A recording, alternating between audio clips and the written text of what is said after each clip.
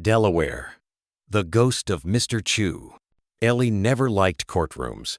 Even as a kid, they creeped him out cold marble, dead-eyed portraits. The silence before a verdict. That same silence followed him now, echoing through the empty halls of the old courthouse in Dover, Delaware. It was the middle of the night, and he was alone, volunteering for an overnight historical preservation project. The town had poured funds into restoring the building's original moldings, fixtures, even the judge's bench. What they hadn't restored, Eli noted, was the mood. The place still felt haunted. His job was to take photos, catalog evidence of decay, and log any strange sounds or phenomena.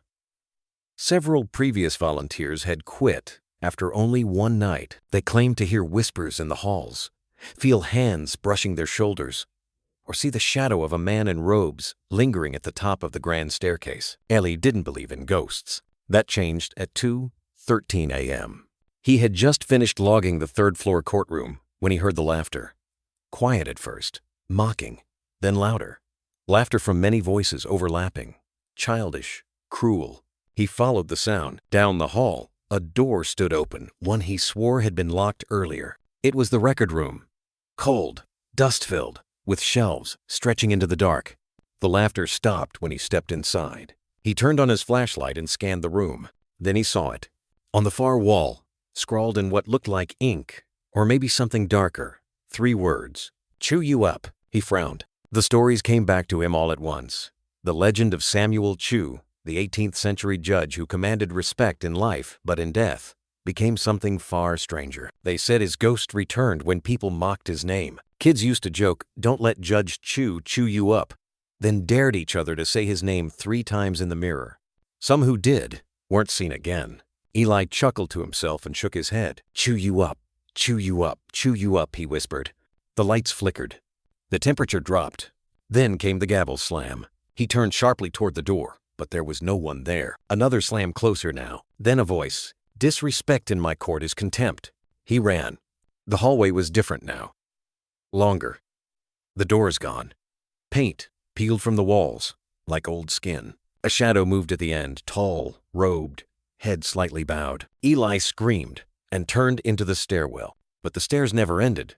He ran down flight after flight, the lights dimming, walls pulsing like veins. Every few steps he heard another gavel strike, echoing through the stone. "All rise." A door appeared. He burst through it into the courtroom again. But it wasn't the same. It was older. Candles burned in sconces. Dust choked the air. And seated at the bench was him, Samuel Chew, pale, rigid, wearing a powdered wig and black robes. His face was stone, but his eyes burned with awareness. He lifted the gavel. Eli's mouth went dry. "I'm sorry." Judge Chev didn't speak. The gavel slammed. The courtroom exploded in whispers. Every seat filled with shadowed faces, faceless jurors watching him with silent mouths. Chains snapped from the floor and wrapped around Eli's wrists, pulling him forward. He tried to scream. Chew finally spoke. "Mockery is a crime, and you are guilty." Eli was dragged to the front. The jury began to chant, "Guilty, guilty, guilty." Then the judge stood, stepped down from the bench, and leaned in close. His breath smelled like grave dirt. "You will chew on shame until your jaw breaks." Eli blacked out. He awoke in a hospital 3 days later. They found him unconscious on the courtroom floor. Blood smeared across his lips, teeth shattered. He couldn't speak. He wouldn't stop chewing his tongue, his cheeks, his gums. Doctors restrained him. No one could explain it. The words he had scrawled on the floor with his broken teeth were simple. "Chew you up." He now resides in a mental institution outside Dover. He hasn't spoken a word since. But every night, nurses hear a gavel echo from his room.